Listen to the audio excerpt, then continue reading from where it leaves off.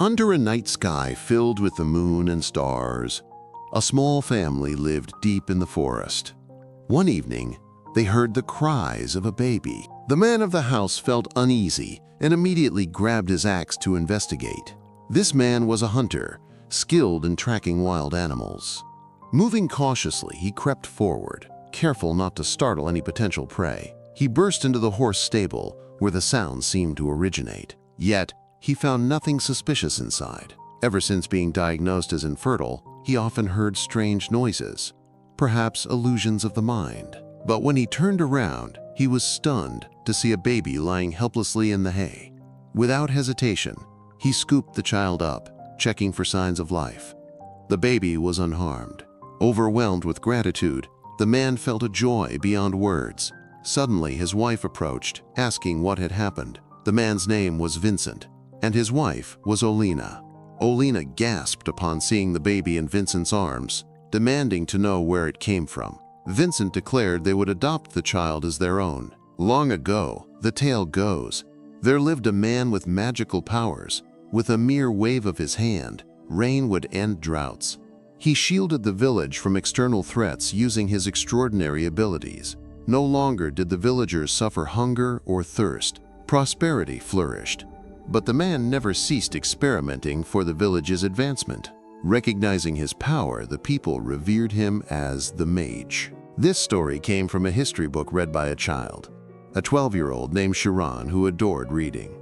And the man from earlier, Vincent, now 40, was Chiron's adoptive father. Vincent raised Chiron with boundless love, calling him home for dinner. Obsessed with magic, Chiron asked his father how to wield it, but Vincent could only stammer in confusion. On their walk home, Vincent joked that felling a tree or defeating a bear in one strike might count as magic.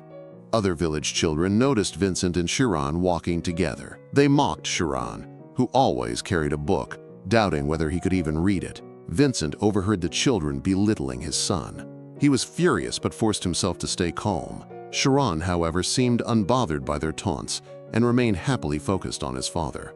Vincent planned to take Chiron to town the next day to buy his favorite fruits. Chiron was overjoyed and could hardly wait. He intended to use this opportunity to learn more about magic. The following day, they arrived at a small town called Creus. Chiron marveled at the bustling city sights. Nobles browsed extravagant clothing shops, while children laughed and snacked on treats. Vincent instructed him to wait at Old Man Martin's shop until he returned. He warned him not to disturb the nobles or wander into alleys.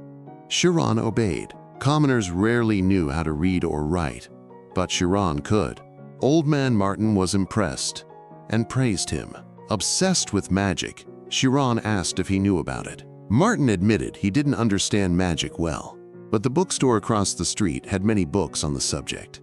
He allowed him to go, but insisted he return quickly.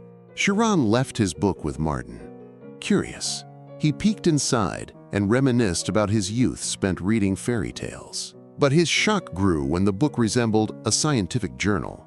Meanwhile, the bookstore owner's wife slapped Chiron's hand away. She refused to let the boy touch the expensive books and shooed him out.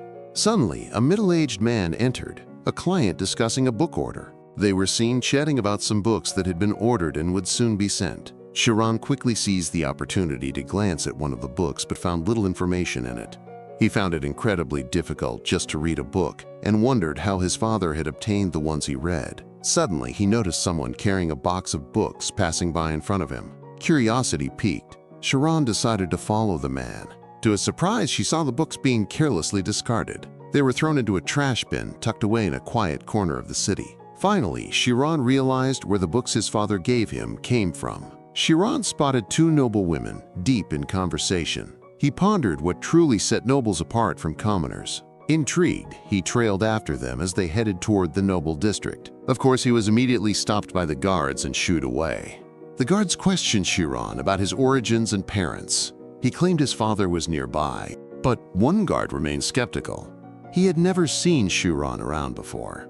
Sensing the guard's growing suspicion, he grew fearful, a bad premonition creeping in. The guard accused Chiron of being a spy sent by bandits and moved to arrest him for interrogation. Luckily, Chiron had already slipped away. leaving his jacket behind in his escape. The guard panicked and immediately began searching for him. As it turned out, Chiron was hiding in a secluded corner of a building. He hurried back to Old Man Martin, certain his father would scold him later. As he passed by a building, he overheard the voice of an old man giving a lesson about magic. From behind the wall, Chiron kept listening to the teachings being shared. The lesson emphasized that the most crucial aspect of learning magic was neither money, hard work, power, nor status, but insight. With vast insight, one could be considered a genius, mastering magic swiftly and even becoming a mage. The old man then asked for Chiron's opinion, revealing that he knew Chiron had been listening from behind the wall. Chiron was startled. How could the man detect him without even seeing him directly? He hesitated, unsure whether to run or answer. But Chiron was determined to chase his dream. He felt that if he didn't climb this wall now, he would regret it forever. With great effort, he scaled the wall. On the other side, an old man was teaching several students around Chiron's age.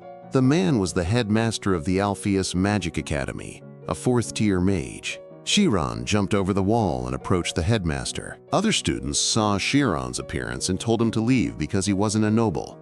Chiron was shocked. Even at the academy, status discrimination persisted, but the wise headmaster didn't mind and gestured for him to come closer, asking what had made Chiron so curious. Without hesitation, Chiron replied he wanted to see magic. He had only read about it, but had never witnessed it firsthand. Bowing deeply, Chiron earnestly begged the headmaster to show him. Delighted by his enthusiasm, the headmaster agreed to demonstrate wind magic. Suddenly, a powerful gust of wind swept through. It lifted the other students and Chiron into the air. Chiron felt both awe and fear at the same time. Panic set in as he realized he was falling, but the other students seemed to be enjoying themselves, as if playing. As he plummeted, Chiron shut his eyes, convinced it was the end. But the headmaster's magic halted his fall mid-air. The other students laughed at him. The headmaster ended the demonstration, hoping Chiron hadn't been too frightened. Instead of fear, Chiron's face shone with amazement, his thirst for magical knowledge undeniable. With fierce determination, he pleaded with the headmaster to explain how it worked. The other students frowned, deeming Chiron's boldness disrespectful, but the headmaster sensed something unusual about Chiron. It was as if he glimpsed a talent surpassing anyone else's in magic, though he wasn't entirely sure. Deciding to test him, the headmaster gave a complex explanation.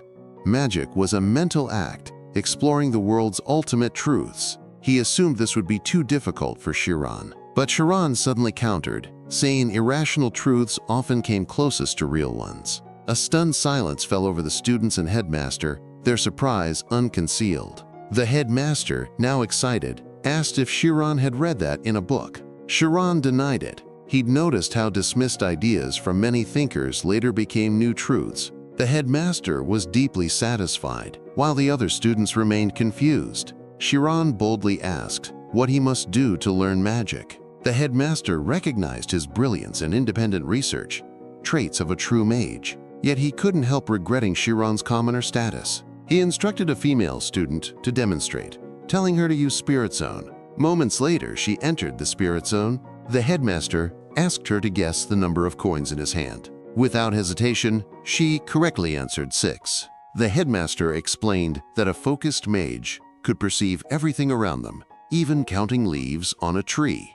This ability, Spirit Zone, revealed the world's hidden truths. Chiron grasped the concept instantly, confident he could do it. The headmaster advised practicing in solitude, first sensing one's existence, then erasing it. Only then would a new world unfold. Chiron understood. Without sensing oneself, erasure was impossible. Impressed, the headmaster suggested he try right there. Chiron closed his eyes, concentrating. He focused on his own existence. What is me? The brain? No. The brain is just an organ. Sensations couldn't be confined to that concept. It wasn't about definition, but feeling. One by one, Chiron mentally stripped away layers of self. Only his heightened awareness remained. Slowly, he opened his eyes. The headmaster asked what he'd felt. Tense and wide-eyed, Chiron heard everything around him. The students mocked him. Of course he'd hear sounds if he just stood there. The headmaster, assuming failure, encouraged him to keep practicing. Then he left with the other students, abandoning Chiron under the tree. Still, the headmaster lamented Chiron's commoner status. Given his rare potential, Chiron climbed the academy wall to leave, but his hands were clammy, his breath ragged, his expression one of disbelief. He had succeeded. It turned out Chiron had truly succeeded in entering the spirit zone. He could clearly see the massive tree, its leaves falling gently, hidden behind the academy's walls. He also spotted birds soaring freely above the city. He could even feel the planet he lived on from the perspective of outer space. It was as if he had melted into the world itself. The overwhelming experience brought him to tears. As he ran back, Chiron felt as though, in that moment, his soul had truly left his body. He became an infinite existence, merging with the consciousness of the cosmos. Distracted, he accidentally collided with a man. The impact sent him tumbling sideways, crashing into nearby objects. He quickly tried to apologize, but Chiron only then realized he had run into a narrow, deserted alley where several street thugs now surrounded him. One of them, furious, grabbed him by the collar. The thug deliberately demanded compensation for Chiron's carelessness. Suddenly, a voice called out from behind them. A young, noble girl with striking red hair stood there, her demeanor regal. The thugs recognized her, Amy, but insisted they would teach Chiron a lesson. One kicked Chiron in the stomach, sending him sprawling to the ground.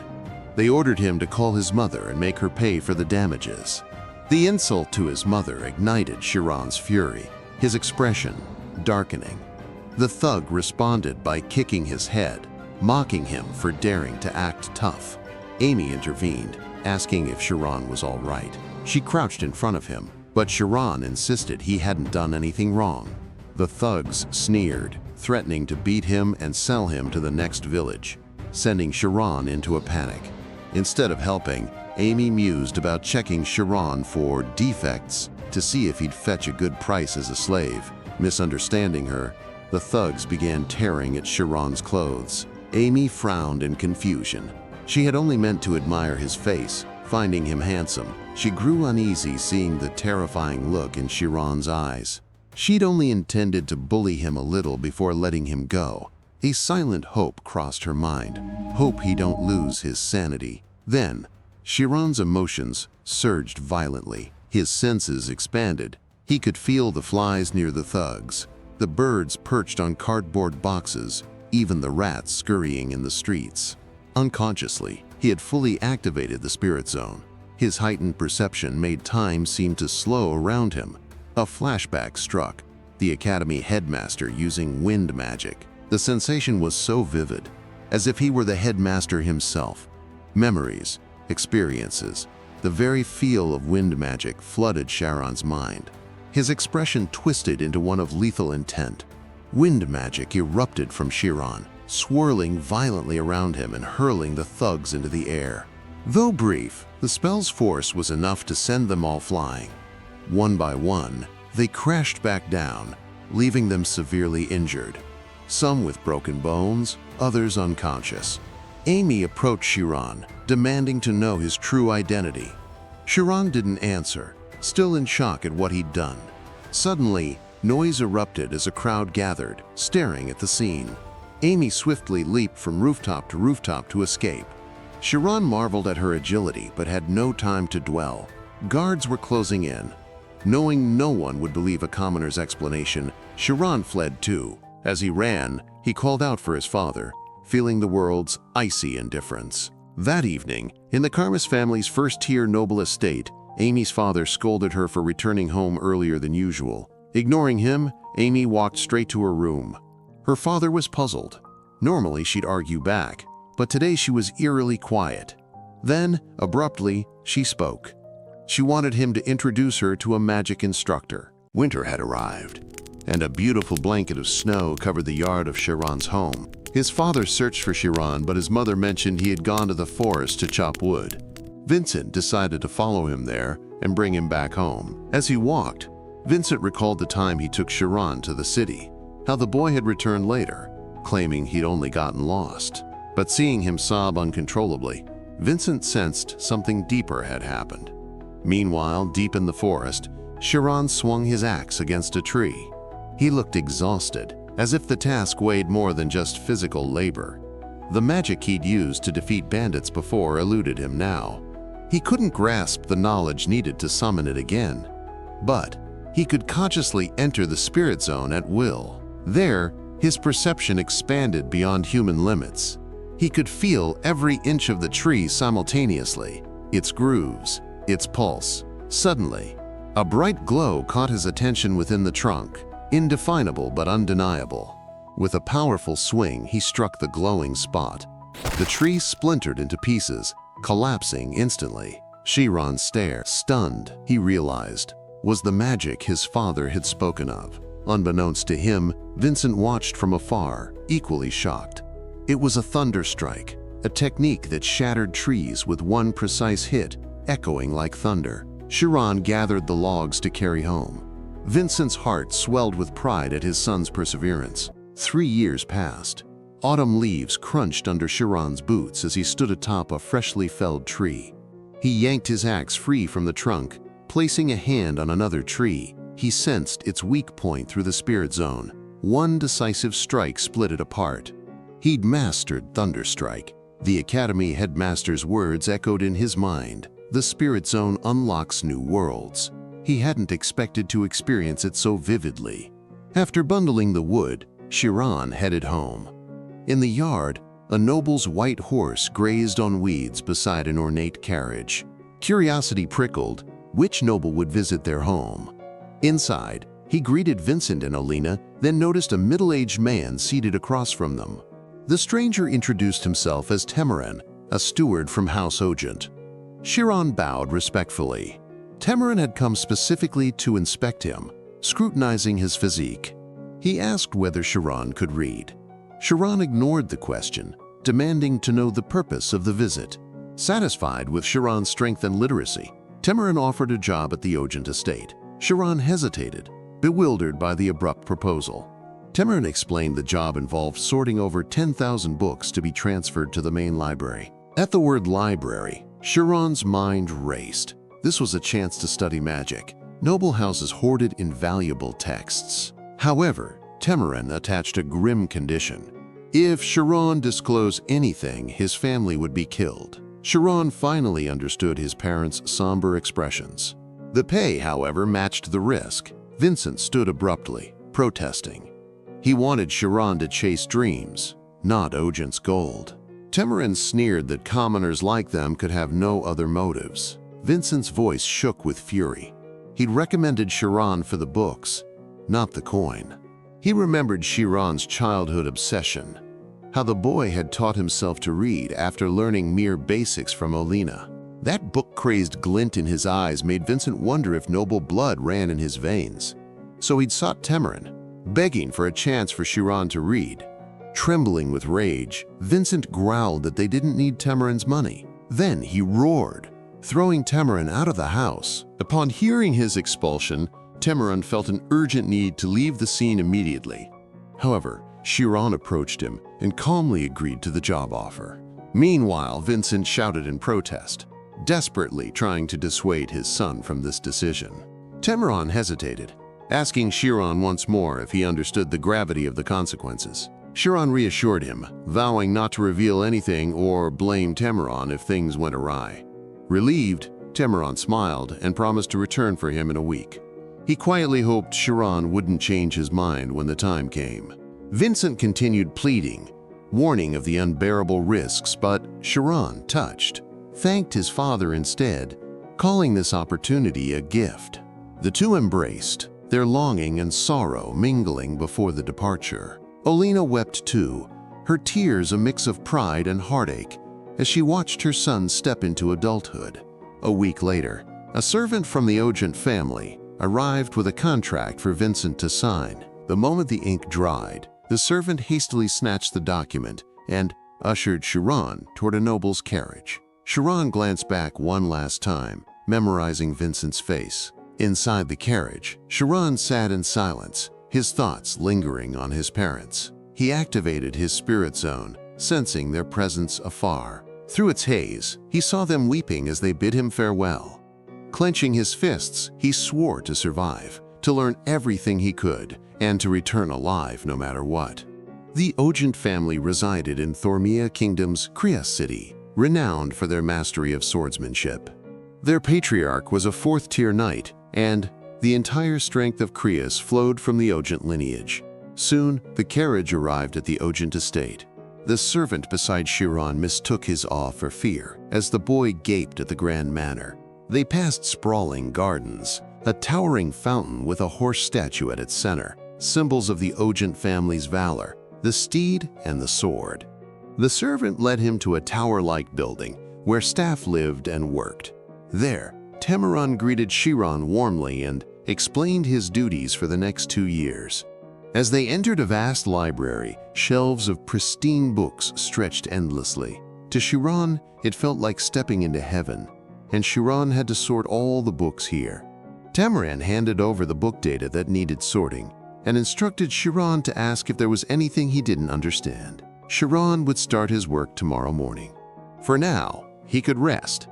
The next morning at the Ogent family library, Chiron had begun his task of sorting all the books. He finally understood why only one person was allowed to handle this job. He realized the information and knowledge within the books were all interconnected. And what tied all this knowledge together was history.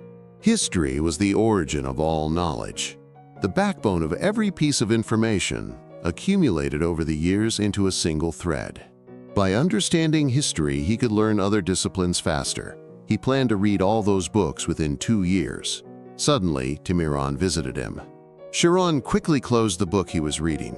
He didn't want Temuran to know he was studying those texts. Temuran praised his excellent work and asked if he was working late again today. Chiron confirmed it. Temuran scolded him, warning him not to overwork himself, since no one would take responsibility for his health. Then, Temuran suddenly noticed something. He approached Chiron, who began to panic but forced himself to stay calm. Chiron wondered if he had been caught reading the books, but Temuran only reprimanded him about dressing neatly. He also told him to shave his now long hair. Chiron sighed in relief, grateful he hadn't been found out. Happily, he agreed to follow Temuran's suggestions. That night, Chiron was working late again, reading books. The more he read, the harder it became to comprehend. He struggled to digest the historical knowledge about the 7 kingdoms. As he pondered, drowsiness crept in. He tried forcing himself to read just one more line, but his body refused to cooperate, and he ended up falling asleep right at the desk. Unbeknownst to him, Temuran had been watching. He had waited for Chiron to fall asleep so he could check what he was reading. After seeing the book's historical topic, Temuran smirked faintly, amused that Chiron would overwork himself just for history books. Initially, Temuran would have forbidden him if they were practical manuals, but he felt relieved. Chiron was just a dreamer with grand ambitions, nothing more. 3 months had passed since Chiron began working for the Ogent family. A noble's servant approached wanting to borrow a book from the library. Chiron scolded him for failing to return his previous borrowed book, making the servant visibly uncomfortable. The servant explained that nobles didn't care about missing books, but servants would face the consequences. Chiron silently agreed with the servant's assessment. As the servant took his leave, Chiron bowed respectfully in farewell. Chiron couldn't care less about the noble's opinions. All he'd ever wanted was a simple, peaceful life. No sooner had he thought this than a man burst into the library, cursing loudly. Chiron jumped in surprise, quickly scanning the situation. The angry young man turned out to be Rian Ogent, the family's youngest son. Rian rushed to Chiron, urgently telling him not to reveal his hiding place. He immediately ducked under a nearby table. Moments later, an older man stormed in, demanding Rian come out. The man gruffly asked Chiron if he'd seen the boy. Chiron politely countered by asking the man's identity instead of answering. With visible irritation, the man identified himself as Rian's sword instructor, threatening to punish Chiron too if he interfered. Chiron felt trapped, but made a quick decision. He pointed directly to Rian's hiding spot under the adjacent table. The instructor immediately dragged Rian out for discipline. Chiron watched wide-eyed as the older man effortlessly hauled Rian away by the collar. Rian hung limply like a scruffed kitten, unable to resist his teacher's grip. As he was being dragged off, Rianne shot Chiron a look promising revenge for this betrayal. The sword instructor held authority even above the family head, leaving Chiron no choice but to comply. Later, whispers spread through the manor. Rianne had been taken to the mountains for special training. 1 month later, Chiron remained engrossed in books, having devoured 82 volumes in just 4 months. As he suspected, the initial difficulty understanding texts had given way to effortless comprehension. Noticing repetitive information across books, he questioned whether continuing history texts was worthwhile. But one historical pattern stood out. Scholars proposed theories while mages proved them. This realization crystallized his ambition to master both roles simultaneously. Only then would he become a true mage. Suddenly, the library doors slammed open as Rianne stormed in, shouting accusations at Chiron.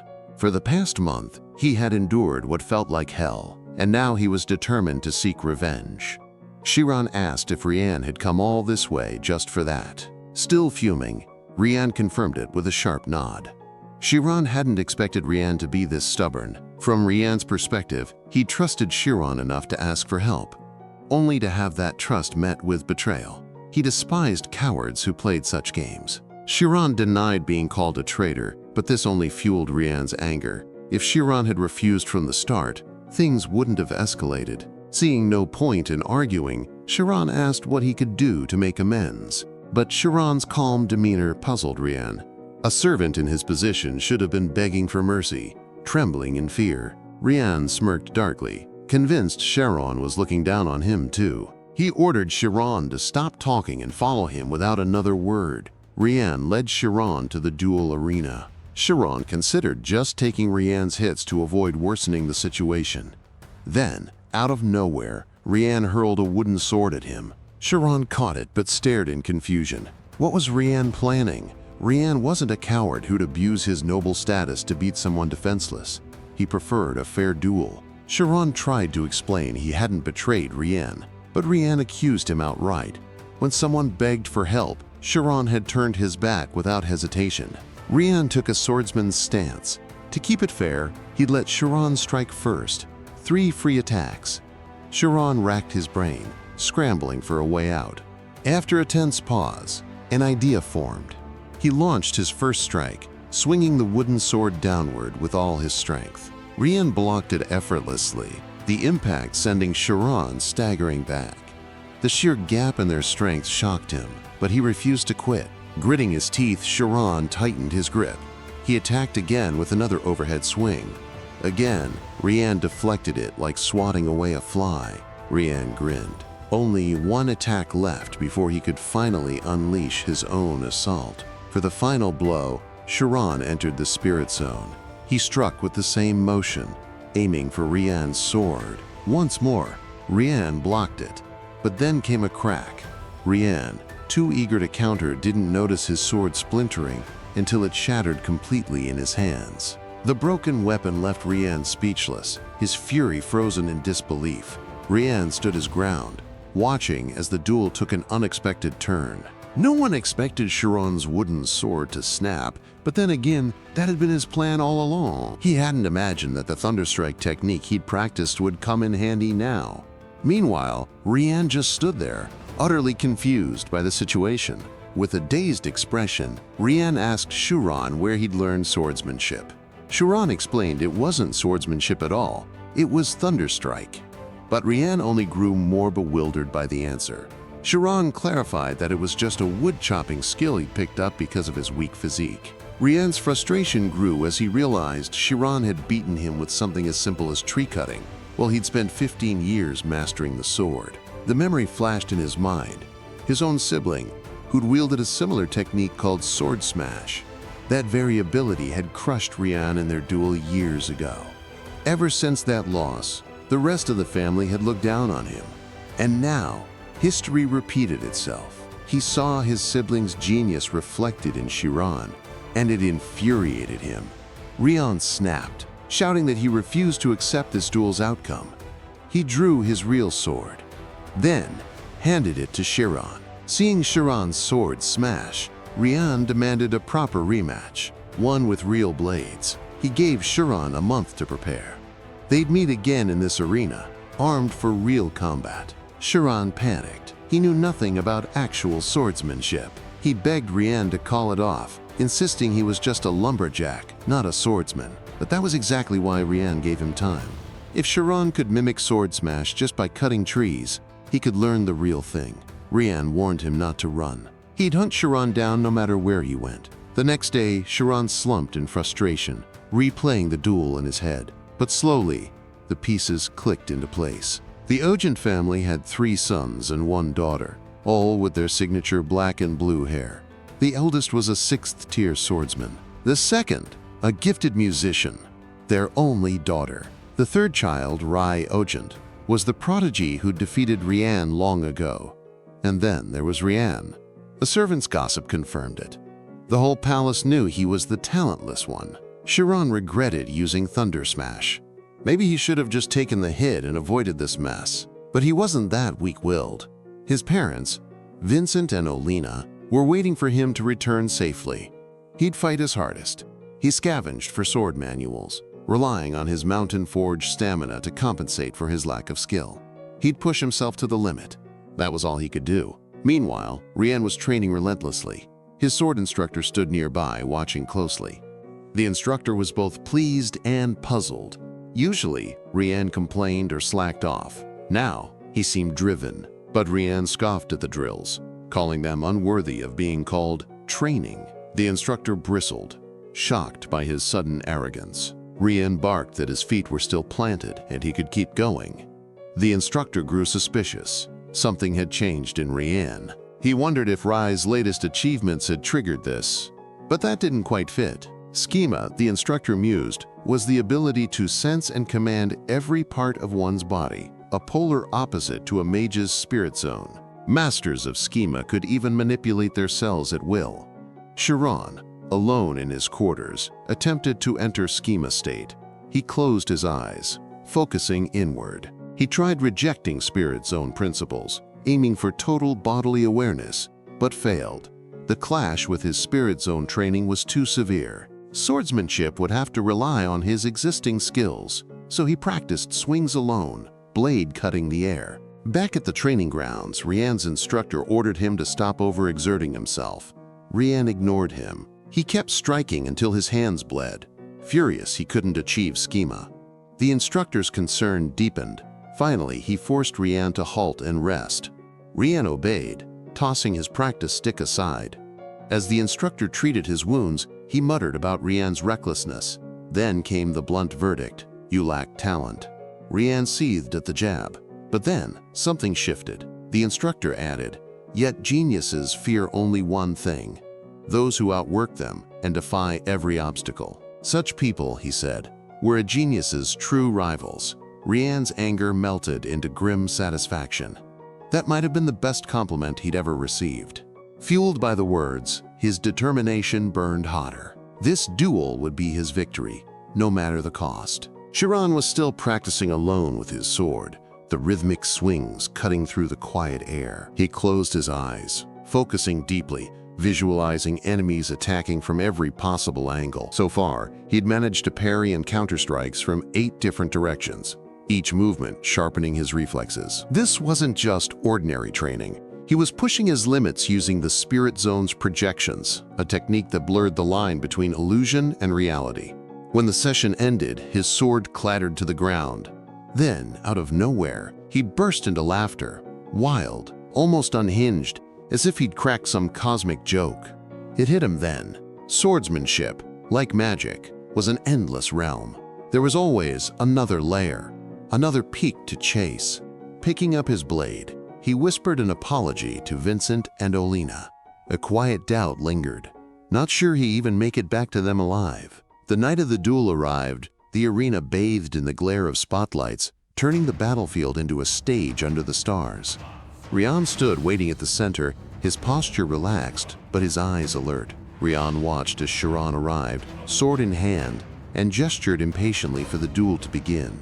Even Rian had to admit, Chiron's aura had changed. A month ago, he'd been raw potential. Now, intensity rolled off him in waves. The growth was obscene.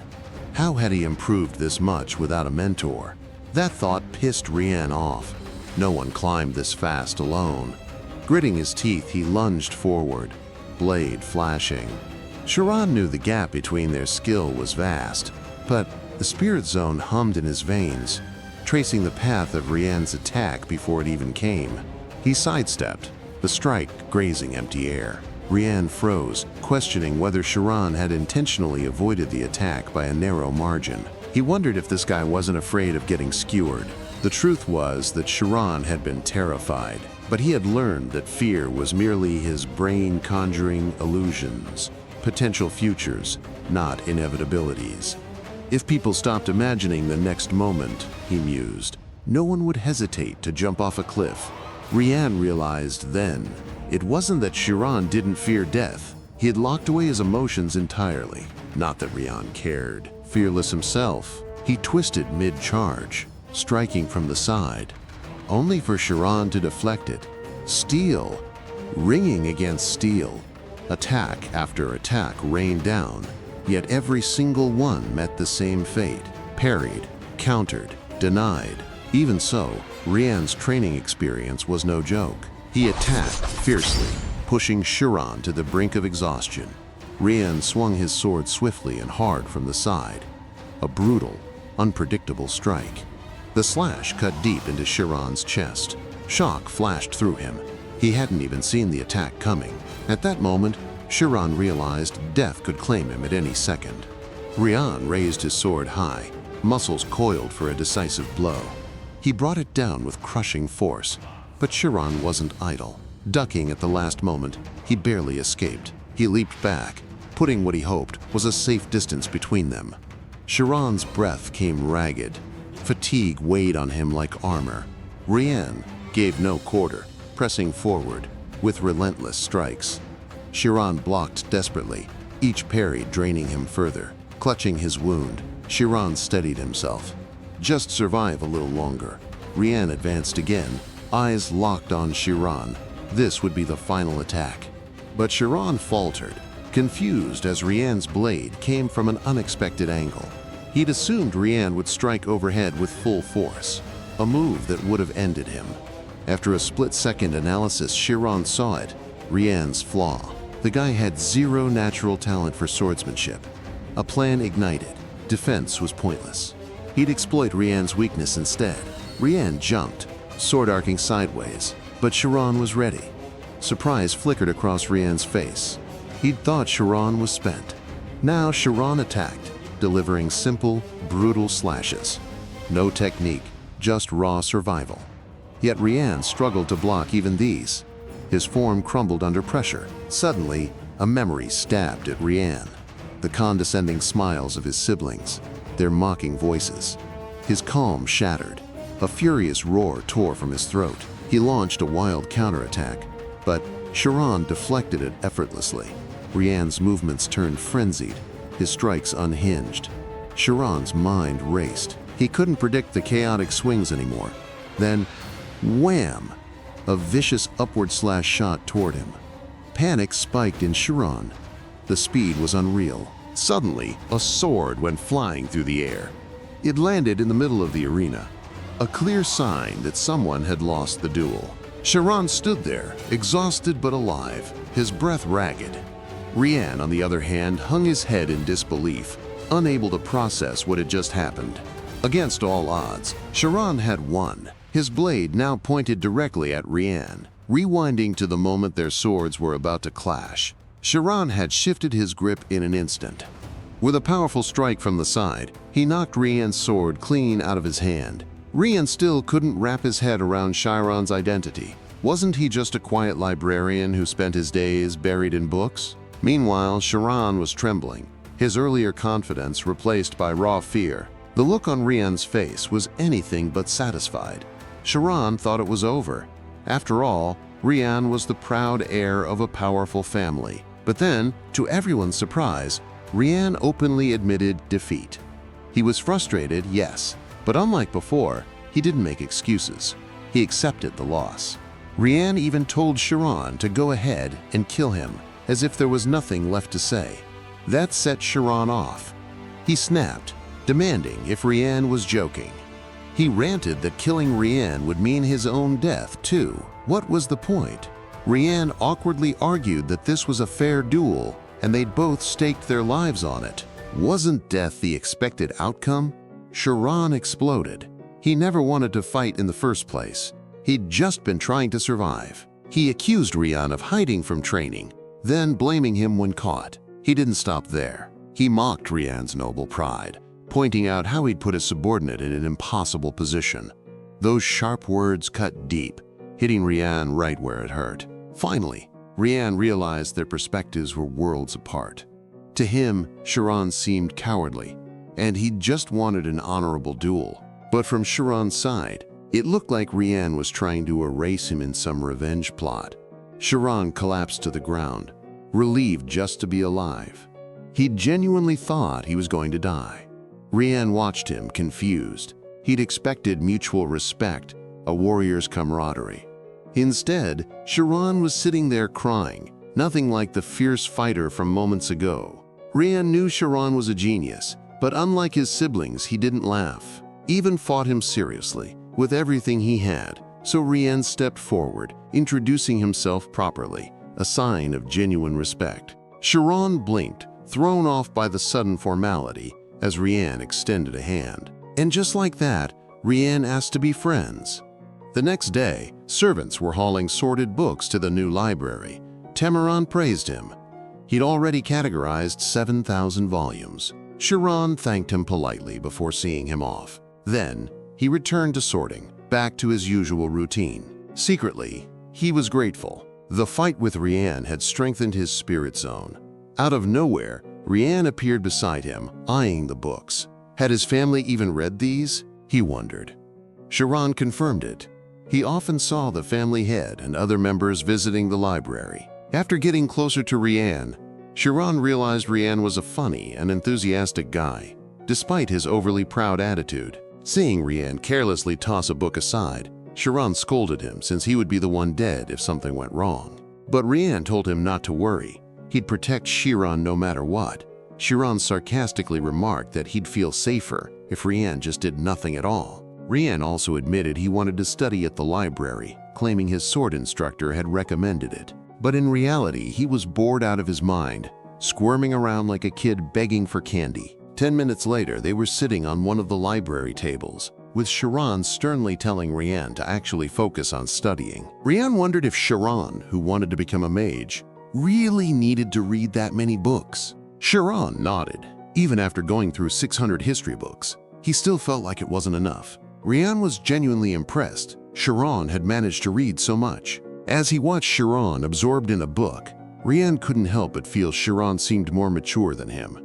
Despite being the same age, Rianne then noticed a book discussing duel outcomes between mages and swordsmen. Without hesitation, Rianne called the topic boring. Chiron, of course, protested.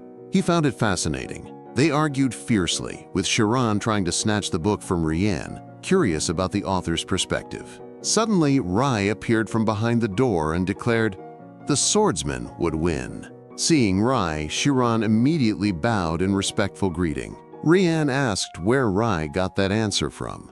Suspecting Rai only said swordsman because he was one himself. Rai coolly explained that the answer was obvious if you considered the power dynamics across the continent. Rianne scoffed, saying Rai only looked at it from a military standpoint. They were debating individual combat. Ignoring his foolish little brother's opinion, Rai turned to Chiron and asked for his thoughts. Chiron hesitated. Should he answer honestly or play it safe? He couldn't read Rai's intentions. But in the end, Chiron chose honesty. If a swordsman and mage are of equal skill, the swordsman would struggle to win once the mage enters the spirit zone. Just as Chiron was about to elaborate, Rai cut him off, disagreeing sharply. He strode forward and declared loudly, the mage would lose. Rai then brought up the armor set of the 5 gods, a legendary artifact capable of disrupting a mage's spirit zone. Chiron fell silent, stunned by the revelation. It was explained that fighting inside a mage's spirit zone was no ordinary battle. The experience was likened to facing a swarm of sharks in the depths of the ocean, overwhelming and deadly. But there was one thing that could disrupt the water's ripples and throw those sharks into confusion. That thing was anti-magic. If a spirit zone couldn't penetrate anti-magic, defeating the mage became effortless. Though this was still just a theory, anti-magic worked in waves. No matter how much money invest into it, its effectiveness wouldn't increase.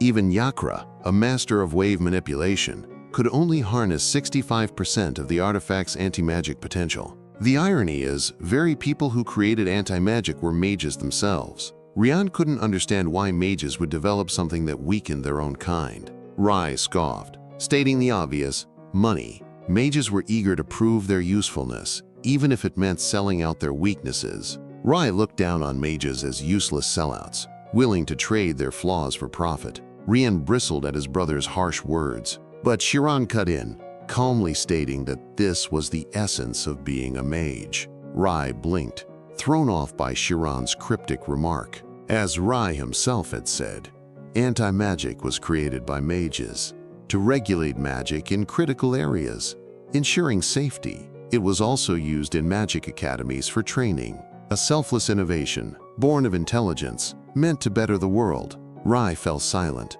frustration simmering but no retort coming. Watching his brother's irritated expression, Rian struggled to hide a satisfied smirk, which only made Rai angrier. Rai stubbornly insisted swordsmen would never lose to mages, but his stormy exit betrayed that Chiron's words had struck a nerve. Chiron let out a relieved sigh as Rai left, while Rian grinned in quiet victory. For a moment, Chiron had genuinely thought he was about to die. Rian praised him, amazed. It was the first time he'd ever seen Rai so thoroughly rattled. Time flew. 6 months passed in what felt like an instant. A servant reported Chiron's progress to Temuran. To Temuran's shock, Chiron had completed his task 6 months ahead of schedule. The servant urged him not to let go of such a valuable asset, but Temuran dismissed the suggestion, shooing the servant away. Deep in thought, Temuran lingered on the subject of Chiron. Meanwhile, Chiron sat in the library, flipping through a book. Closing it, he reflected on everything he'd endured over the past year and a half. Relief and joy washed over him. His duty was finally ending, and soon he'd return to his parents. Suddenly, Rianne burst in, having heard Chiron was leaving. Chiron confirmed it. There were no more books left here for him to read. Rianne congratulated Chiron, impressed that he'd managed to finish every book in the library. Chiron surprised Rianne by asking to visit his family's estate before leaving. Unexpected, since Chiron usually kept their friendship hidden. Normally, Chiron avoided drawing attention to their bond. Rianne agreed, leading him inside. The house was empty, the rest of the family gone for the day. After a short walk, they arrived at the Ogent residence. The manor felt eerily quiet to Chiron, with only a few servants shuffling about their tasks. Rianne guided Chiron to his private room. Chiron mistook it for a training space, cluttered with weapons and equipment, before realizing it was just Rianne's chaotic bedroom. Rianne slumped, frustration written all over his face. Chiron, meanwhile, looked downright smug. They'd been playing card games, and Rianne had lost every round. Rianne accused Chiron of cheating with Spirit Zone tricks. Chiron laughed it off, teasing that Rianne's expressions were as easy to read as a child's. He explained how observing an opponent's movements could reveal their intentions. But the advice only left Rianne more confused, highlighting how clueless he was. Chiron added that if Rianne ever grasped the concept, he might reach schema-level skill. Rianne nodded vaguely, half understanding, half lost. Chiron's eyes landed on an intriguing fiction book, and he considered borrowing it. But Rianne had already dozed off, mentally exhausted. Bored, Chiron wandered the halls alone. Then, the sound of a piano, hauntingly beautiful, caught his attention. The music led him to a room where a blue-haired girl played with effortless grace. Reina Ogent, the family's piano prodigy, glanced over her shoulder mid-melody. She turned toward the door and asked Chiron what he thought of her playing. Chiron stiffened, embarrassed at being caught eavesdropping. He fumbled through awkward praise, calling her performance remarkable. Reina smiled warmly, introducing herself since they'd never met. Chiron did the same. After exchanging names, Reina asked if he'd ever played piano before. Chiron admitted he hadn't. He recalled Rianne's warning. "Reina's the worst of all my siblings. Reina patted the seat beside her, offering to teach him. The invitation made Chiron's palms sweat. He wasn't sure if he should run or comply. Reina gently calmed the visibly nervous Chiron, assuring him that no one would dare cause trouble for him there. Her words left Chiron feeling cornered, unable to refuse Reina's offer. Eventually, he sat beside her as Reina enthusiastically explained the basics of piano playing. She instructed him to press the same chord repeatedly. Chiron obeyed, but then, hesitantly, he asked if he could try playing on his own. He apologized in advance if it sounded awful, but Reina encouraged him with a smile. Tentatively, Chiron began playing, relying entirely on instinct. Reina's eyes widened as she listened. The melody wasn't what she expected. It wasn't perfect. In fact, every note was wrong. Yet, Chiron showed no hesitation, leaving Reina too stunned to interrupt. Strangely, the chaotic tune eerily resembled the piece she had played earlier.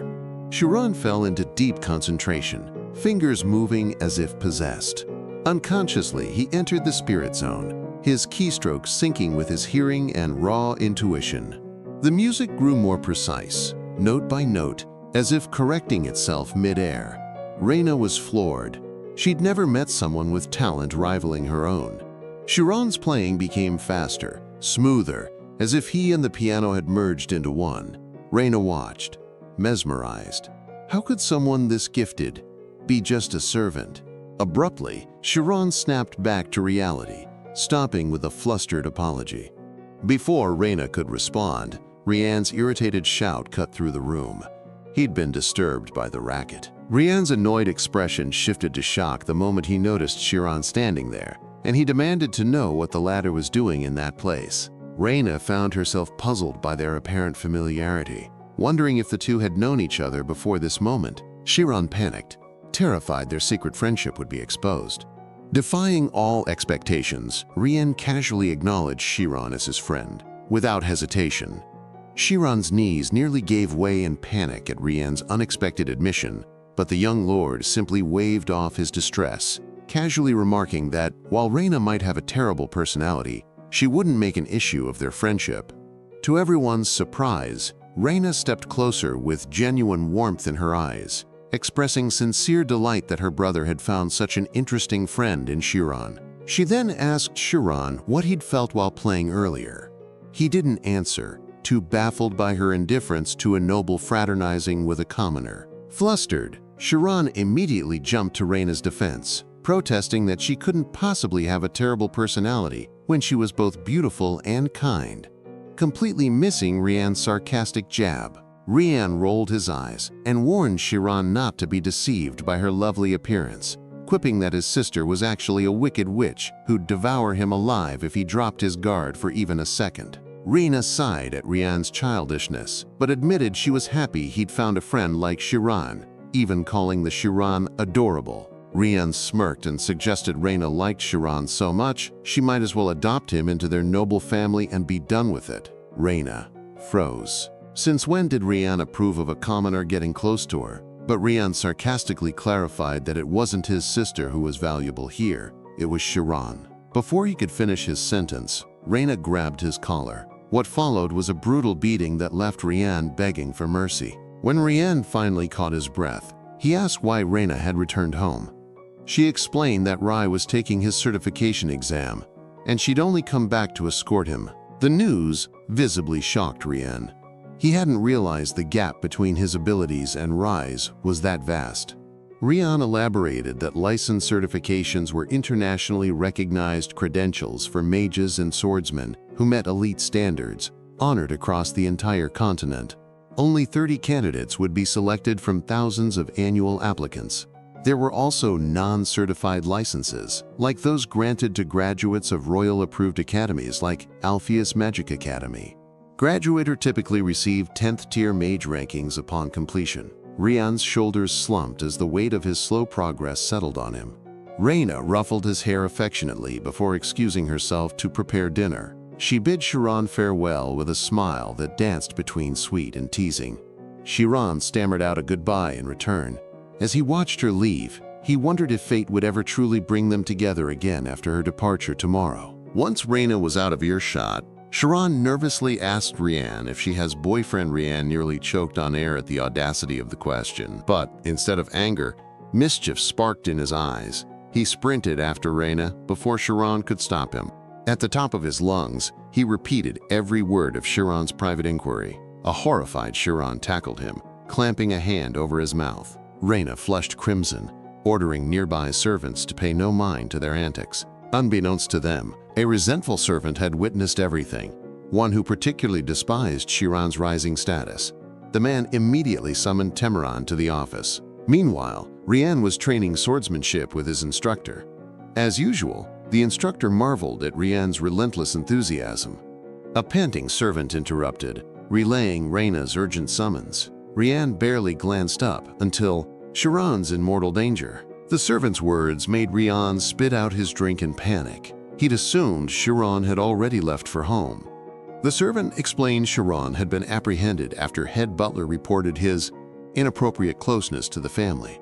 Rian bolted toward the manor only for his instructor to block the exit, leaving him utterly bewildered. Inside the Ogent residence, Chiron knelt before the entire family, head bowed. The family head's voice was glacial as he pronounced the execution order. Reina tried to speak up about something related to Chiron, her voice trembling with urgency. But the family head dismissed her outright, coldly stating all the evidence was already documented. The family head offered one final chance, if Chiron had anything left to say. Chiron simply asked what would happen to Rianne afterward, his tone eerily calm.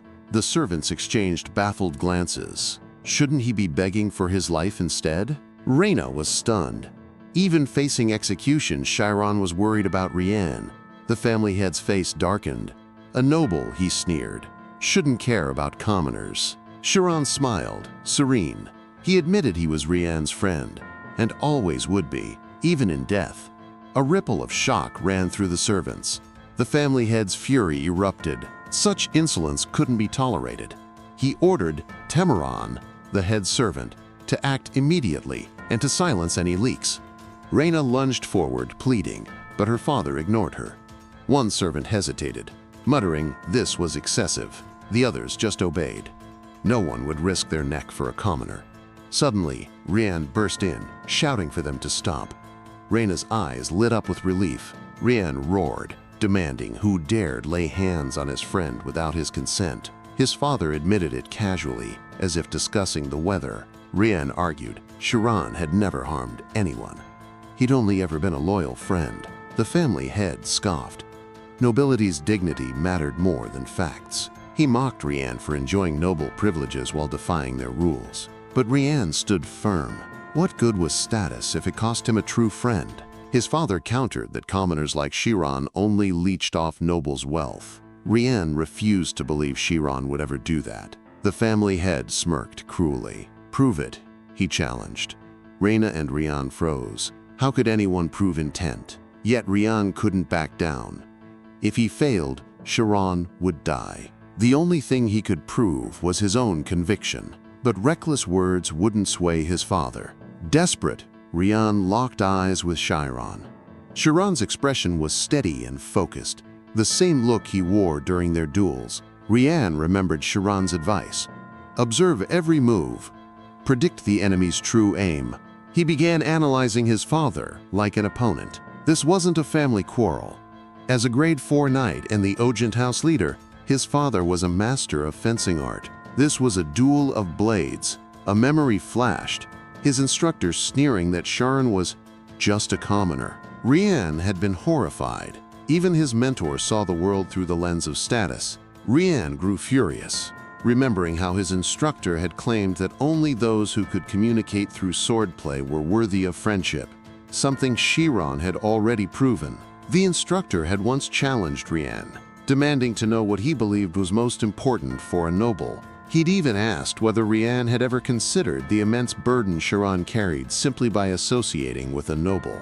The instructor had warned that mere arguments wouldn't solve anything, leaving Rian silent, torn between frustration and helplessness. But with his trademark stubbornness, Rian refused to surrender like a coward. His unyielding determination seemed to impress the instructor against all odds. Without a word, The man had offered Rianne his own sword. He'd made it clear that Rianne could only return if he carried that blade, and if he wasn't prepared, he shouldn't take a single step forward. Understanding the unspoken test, Rianne had bowed deeply, silently vowing to honor the debt. The instructor's final lesson had lingered. Abandoning a friend meant abandoning part of oneself. Now, back in the present, Rianne suddenly laughed, realizing the truth behind his father's actions. He turned to the room, declaring that his very presence proved his faith in Chiron. No other evidence was needed. His father's patience shattered, his voice icy as he reminded everyone this wasn't some petty family dispute. He coldly stated he'd execute Rian himself if it meant preserving the family's honor. The declaration sent a visible shock through Reina and the servants. Unshaken, Rian steadied his footing. With the poise of a noble, he vowed to renounce the Ogent name if necessary. His father sneered, demanding Rian draw his sword and stake his life on his so-called friendship. Without hesitation, Rian unsheathed his blade. The family head stiffened, unprepared for his supposedly spoiled son to stand against him. But Rian shook his head, clarifying that the sword wasn't raised against his father, only in defense of his faith. His father mocked him, accusing him of using Chiron to inflate his own pride. Rian immediately denied it. He admitted Chiron was stronger than him, and all he wanted was to help him rise where he belonged. Enraged, the family head shifted blame to Chiron, accusing him of deluding Rian into thinking nobles and commoners could ever be equals. Calmly, Chiron denied the accusation, while Rian stepped forward, swearing to protect him. Chiron insisted Rian bore no responsibility for any of this. He would face the consequences of his own choices. From the very beginning, when Rian had offered friendship, Chiron had known it might cost him his life. Even now, facing death, he refused to regret their bond. Voice breaking, Rian echoed Chiron's words to his father. He declared that exile or disownment wouldn't change their friendship, leaving his father stunned into silence. Reina wiped away tears, moved by their unshakable loyalty. Even the usually stoic Ogent servants were visibly emotional, all except head butler, whose face twisted in silent fury. The head butler, the architect of this entire ordeal, seemed on the verge of exploding. Suddenly, raucous laughter erupted from the mansion's upper floors. Reina immediately recognized her grandfather's voice, her spirits lifting. The old man sounded delighted, marveling at the spectacle unfolding in his final years. Reina felt a glimmer of hope for Chiron's safety because Klumph, her grandfather, was wise and didn't obsess over social status. Chiron had learned Klumph's true identity. He was a general of the Thormia kingdom and a third-tier swordsman. Klumph was the former head of the Ogent family, a man of formidable legacy. Rianne's father saw this as no simple matter to resolve, but Klumph found Chiron intriguing. He insisted on hearing first-hand testimonies. Reina, who'd been itching to speak up, stepped forward and praised Chiron's extraordinary talent for playing the piano. Besides, Chiron had planned to leave that very day. His task was complete. The idea that he'd befriended Rianne for personal gain made no sense. Klumph weighed Reina's words, then turned to the next witness, Rai. Rai's face twisted in anger as he openly admitted his dislike for Chiron. Rianne's father was pleased. He'd always relied on Rai's predictable stubbornness. But then Rai snapped that this issue had nothing to do with him, leaving Rianne's father baffled. Rai clarified, yes, he despised Chiron, but he couldn't care less about Rianne's friendships. He just wanted this over with so he could leave. Even Reina was stunned. Rai had indirectly defended Chiron. Klumph, however, grew more amused. Rai never subtly took sides like this. Next, Klumph called the third witness, Temuran, who'd observed Chiron closely. The head butler signaled Temuran to toe the family line. Servants like them existed to please their masters, nothing more. But Temuran ignored the hint. Coldly factual, he stated Chiron had not only done his job flawlessly, but finished 6 months ahead of schedule. The head butler fumed. Klumph pressed further, wondering Temuran know about Rianne and Chiron's friendship. Temuran had often seen them together but hadn't realized they were friends. Still, he argued, no ordinary person could have cataloged 10,000 books alone. Chiron was moved. Despite Temuran's icy demeanor, he'd stood up for him in front of the entire family. Rianne's father's expression darkened. Suddenly, Klumph's face hardened. He wasn't accepting this situation. Reina gasped, but Rianne's father smirked in relief. Klumph acknowledged their friendship, but warned. Rumors would spark political backlash from rivals. With so many relying on the Ogent name, he had no choice. Their friendship had to end. He hoped Chiron understood the family's precarious position. Reina wanted to protest, but she couldn't deny the truth in his words. Even Rianne stayed silent, defeated by logic. Klumph turned to Rianne, pleading for his compliance. Then he addressed Chiron directly, thanking him for teaching Rianne about true friendship and begging him to let it end there. Chiron closed his eyes, deep in thought. But when he opened them, his resolve was steel. He refused to sever their bond. Reina and Klumph stared, stunned. Rai and Rianne's father were equally shocked. No commoner had ever dared to defy Klumph Ogent like this before. Rianne, who'd been speechless earlier, now watched Chiron's unwavering determination in awe. Chiron vowed he'd stay away if his presence harmed Rianne, but no power could make him stop considering Rianne a friend.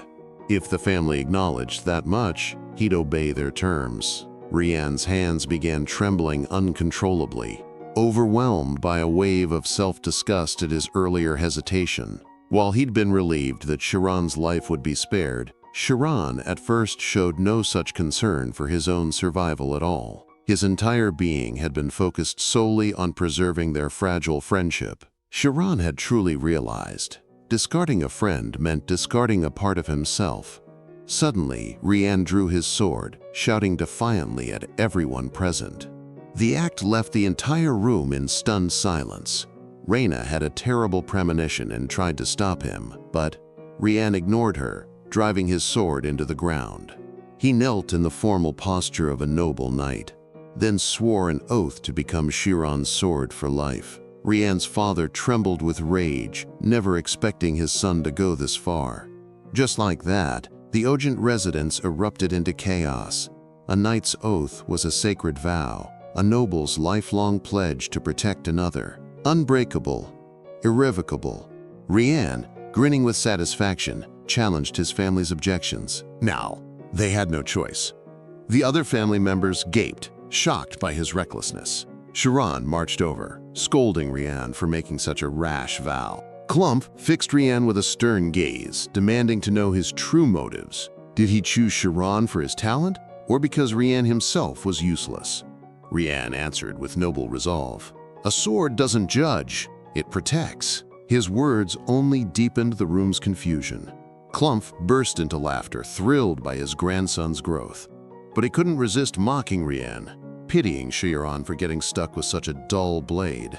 Rianne scowled but had no rebuttal. Klumph strode to Chiron, clapped his shoulder, and entrusted Rianne to his care. Chiron thanked him for the genuine acknowledgement. Since Rianne and Chiron were now bound for life, Klumph ordered the head butler to fetch Chiron's parents in a noble's carriage. The head butler stood frozen, while two servants behind him exhaled in relief. Later, in Rianne's room, he lounged smugly, replaying his family's shocked faces. Chiron kept grumbling about the recklessness of that night's oath. Rianne sat up, clarifying he hadn't sworn it just because they were friends. Chiron had a magnetic strength. Rian had simply bet his life on someone worth following. The words flustered Chiron, the weight of them crushing. Chiron muttered that he'd have to work harder to deserve such protection, a statement that pierced Rianne's heart. Reina barged in, demanding confirmation about the oath's seriousness, but she paused, baffled to find Rianne collapsed from Chiron's earlier jab. Sitting on the bed, she reported that Rianne's father and Klumph were making plans. They wanted to enroll Chiron and Rianne at Kaizen Swordsmanship Academy. Chiron's eyes widened in disbelief. Being enrolled in the academy was something he'd never anticipated, but Reina simply shrugged as if this were the most natural thing in the world. He was practically family now. Rianne protested. This ruined his plans to slack off with Chiron. Reina stomped on his foot, reminding him this mess was his fault. Rianne countered that Chiron was a mage in training. Swordsmanship school was pointless. Reina's jaw dropped. The boy her brother had sworn a sacred knight's oath to wasn't just some commoner. but a potential mage capable of entering the spirit zone. It hit her. Her brother had sworn a knight's oath to a future mage. Rianne, unfazed, shoved her out. Reina kept praising Chiron over and over for his rare talent of applying spirit zone to swordplay. Chiron blushed hard at her genuine compliments, clearly not used to the attention. Reina mentioned she'd discuss Chiron's potential with her grandfather again, which made Rian suddenly think about his own instructor's fate if Chiron actually enrolled at the academy. Turns out, Rian's instructor had already terminated his contract and was leaving that very day, something Reina assumed Rian already knew. Rian's mind flashed through all the things his teacher had done for him over the years. A real man shouldn't say goodbye to someone like that. A butler then informed Chiron that his parents had arrived at the Ogent estate and were waiting in the guest room. Chiron lit up, immediately wanting to see them first. He practically flew down the stairs, alarming the butlers who worried he'd trip. Chiron told them to act normal. He wasn't some noble who needed special treatment, but the butlers refused. They'd lose their heads if they slacked off. When he finally reached the guest room, Chiron threw the door open, rushing in to meet his family. Vincent and Olina stared at him like they couldn't believe their eyes. The three of them hugged tightly. The reunion so emotional it could have been ripped straight from a movie. Chiron frowned a little, noticing how much thinner his parents looked. They asked why he'd called them there. Chiron explained he'd been given an incredible opportunity by the Ogent family. He walked them through everything that had happened, start to finish. His dad just stood there, stunned, silent. Vincent wondered if Chiron was being mistreated and lying to make him feel better. He broke down sobbing, freaking out about Chiron's safety, while Olina tried to calm him. Suddenly, the door swung open again. The head of the household, Bischoff Ogent, introduced himself formally, followed by Rianne and Reina, who bowed politely to Vincent and Olina. Chiron's parents were floored, nobles introducing themselves like equals to commoners. They scrambled to apologize and return the introductions, nerves cranked up to 10. Only then did Vincent and Olina finally believe everything Chiron had told them. The Ogents invited them to dinner, seating them at the same table as the family, with a spread fancier than anything they'd ever seen. Even the butlers treated them like nobility, which just made things weirder. When they were served aristocratic tea before discussions, the awkwardness hit a new high.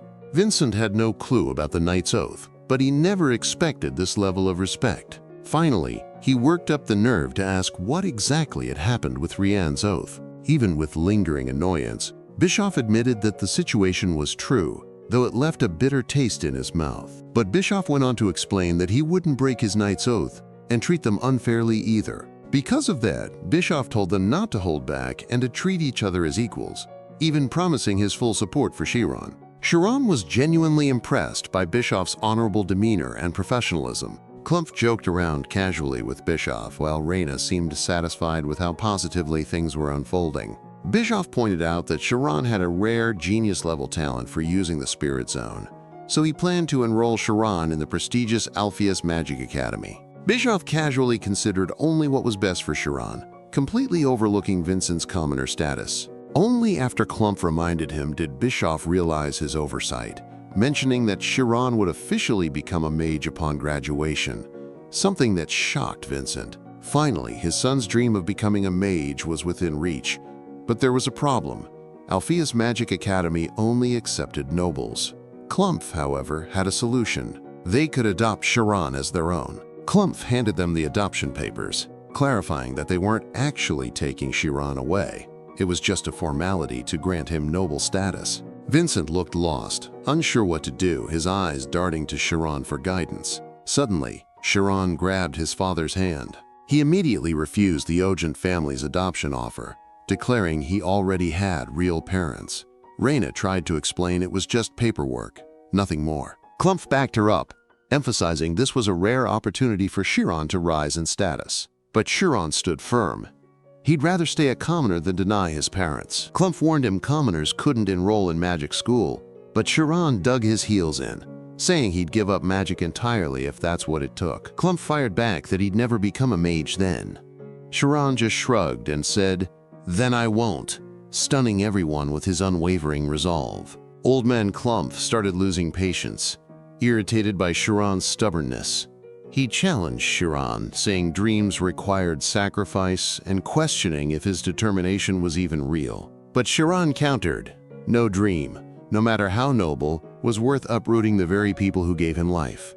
His dreams were the fruit, but his parents were the roots. From learning to read to understanding life itself, every opportunity, even meeting the Ogent family, was only possible because of his parents' sacrifices. Denying his origins would leave him hollow, like a tree stripped of its roots. The room fell silent. No one could argue with that. Klumph felt a strange familiarity, as if he'd seen this kind of resolve before. Then, out of nowhere, Vincent bowed and asked them to accept Chiron's adoption. Chiron was completely thrown by his father's sudden shift, and Klumph reminded Vincent to consider Chiron's feelings too. That's when Vincent finally confessed. Chiron wasn't their biological son after all. 1. Chiron and his mom were totally caught off guard by Vincent's sudden statement.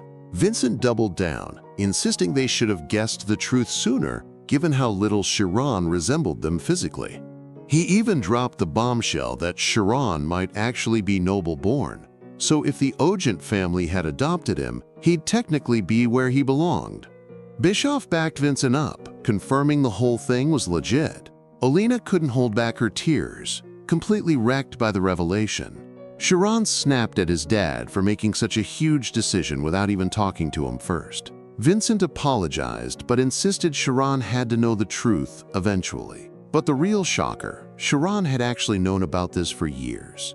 The reason he never brought it up, he just wanted Vincent and Olina to be his only parents, no substitutes. And now here was Vincent, trying to hand him 6 new ones like it was no big deal.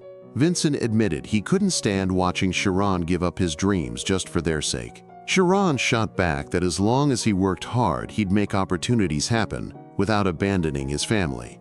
No way was he ditching the people who raised him, no matter what. That finally got through to Vincent, who broke down and hugged Chiron, tears flooding the Ogent household. Klumph just nodded like he got it. Parenting was never easy. Bischoff sighed, remembering his own struggles raising his kids solo.